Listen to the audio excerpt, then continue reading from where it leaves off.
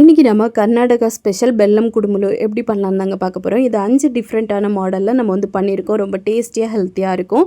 இது பண்ணுறதுக்காக ஒரு கடாயில் 1 டீஸ்பூன் நெய் சேர்த்துட்டு ஒரு 1/4 கப்பு கடலைப்பருப்பு போட்டு நல்லா வந்து வறுத்தடுங்க. இப்போ இதில் 1 கப்பு தண்ணி சேர்த்து நல்லா மிக்ஸ் பண்ணி ஒரு 10 நிமிஷம் மூடி போட்டு குக் பண்ணி எடுத்துடலாம். இது நல்லா வந்து வரணும். கை வச்சு உடச்சி பார்த்தீங்க அப்படின்னா நல்லா உடப்படணும்.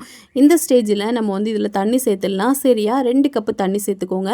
இது கூடவே 3/4 கப் அளவுக்கு துருவின தேங்காய் போட்டு ஒரு 4 ஏலக்காய் தட்டி போட்டுக்கோங்க. போட்டு நல்லா வந்து மிக்ஸ் பண்ணிவிட்டு ஒரு 3/4 கப் அளவுக்கு நாட்டு சர்க்கரை நான் போட்டிருக்கேன். நீங்கள் வெல்லம் கூட போட்டுக்கலாம். போட்டு வந்து நல்லா மிக்ஸ் பண்ணிடுங்க.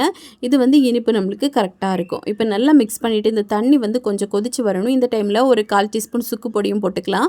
தண்ணி கொதிச்சதுக்கப்புறமா 2 கப் அளவுக்கு நான் வந்து அரிசி மாவு போட்டிருக்கேன். போட்டு நல்லா வந்து மிக்ஸ் பண்ணிடலாம்.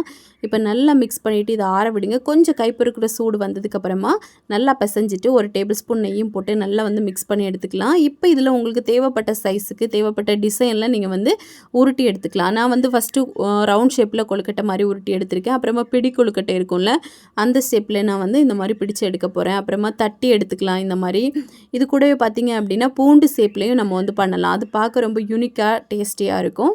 டிஃப்ரெண்ட்டாகவும் இருக்கும். நல்லா உருட்டிட்டு அதுக்கப்புறமா இந்த மாதிரி ட்ரையாங்கிள் ஷேப்பில் கொண்டு வந்துடுங்க. அப்புறமா ஒரு கத்தியோ இல்லை கரண்டியோ வச்சு இந்த மாதிரி கோடு போட்டுருங்க.